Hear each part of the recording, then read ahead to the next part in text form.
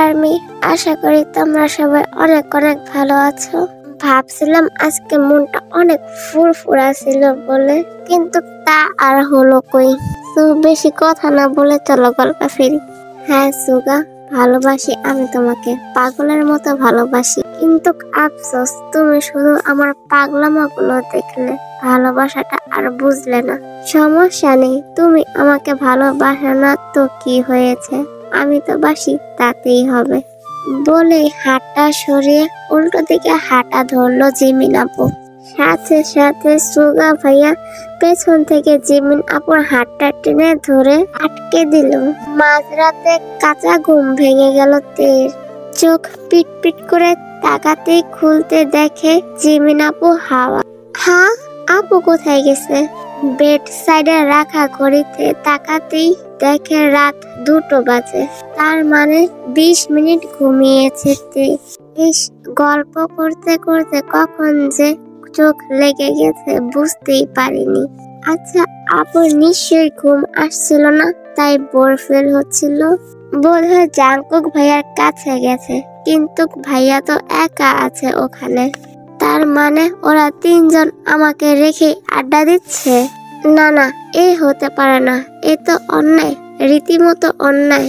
এখনই ওদের আড্ডা দেওয়া বের করছি আমি, না হলে আমার নামও তে না।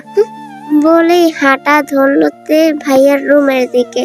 ভাইয়ার রুমের দরজা এরকম হট করে খোলা কেন বুঝতে পারছি না। লাইটও তো জ্বালানো নেই রুমে। রুমের মধ্যে কি বিটকুটে অন্ধকার। আচ্ছা, ওরা কি হাইড অ্যান্ড সিক খেলছে নাকি? খেলতেও পারে, ওয়েট দেখাচ্ছি মজা। মনে মনে বলে পা টিপে টিপে রুমের মধ্যে ঢুকে সবাইকে খুঁজতে লাগলো তে। কিন্তু আফসোস, কারো অস্তিত্ব নেই রুমে। হঠাৎ করে কান গেল ওয়াশরুমের দিকে। ওয়াশরুম থেকে পানির শব্দ আসছে, তার মানে ভাইয়া ভেতরেই আছে। ওয়াশরুমের দরজা আরো কাছে যেতেই দরজাটা হুট করে খুলে যায়, আর ব্যাপক উৎসাহ নিয়ে তে ঠায় দাঁড়িয়ে আছে ভেতর থেকে কে বের হয় তা জানার জন্য।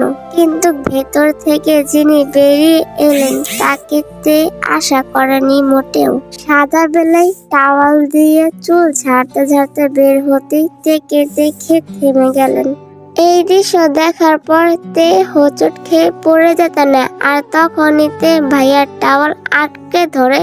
যার সুবাদে ভাইয়ার টাওয়াল খুলে যেতে নেয়, আর শত চেষ্টা করেও নিজের মুখটাকে আটকে রাখতে পারল না তে। নিজের সর্বশক্তি দিয়ে চিৎকার করে উঠল তে, আমি কিছু দেখিনি, আমি কিছু দেখিনি, বিশ্বাস করুন আমি কিছু দেখিনি। You stupid girl.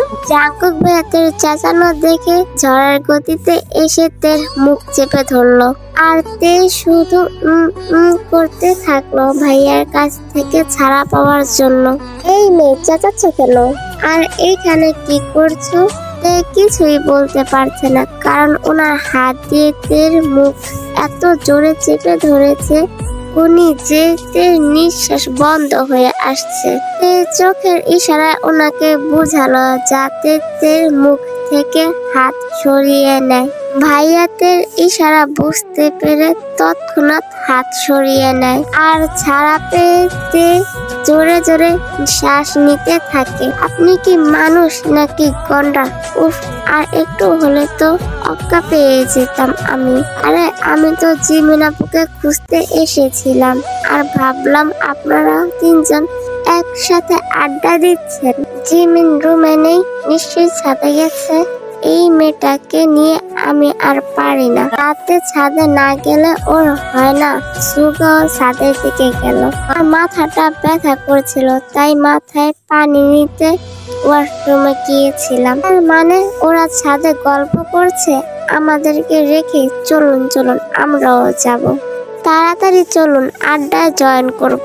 বলেই জাংকুক ভাইয়ের হাত ধরে টেনে নিয়ে যেতে লাগলো। জাংকুক ভাইয়াও আহাম্মকের মতো হাতের দিকে তাকিয়ে তের সাথে সাথে তাল মিলিয়ে হাঁটা ধরলো। কি হলো সুগা, আটকালে কেন আমায়? তুমি তো চাইতে যেন আমি আর তোমাকে বিরক্ত না করি, তোমাকে তাহলে যেতে বাধা দিচ্ছ কেন আমায়? Sorry Jimin. সরি কেন? কিসের জন্য? তুমি তো কোনো ভুল করনি, বরং ভুল তো আমি করেছি। I am sorry. না জিমিন, আমি ভুল ছিলাম। যা হবার তা তো হতোই, তাই না? না তুমি জানতে তে একা আছে, আর না আমি জানতাম। জানলে কি আর এত বড় ভুল করতাম? তাই শুধু তোমাকে দোষ দেওয়াটা আমার উচিত হয়নি। না জেনে তোমাকে অনেক বাজে কথা শুনিয়েছি। আমি কিছুই মনে করিনি সুগা। তোমার জায়গায় যে কেউ থাকলে ওভাবে রিয়েক্ট করতো। আর তুমি প্লিজ কষ্ট পেও না।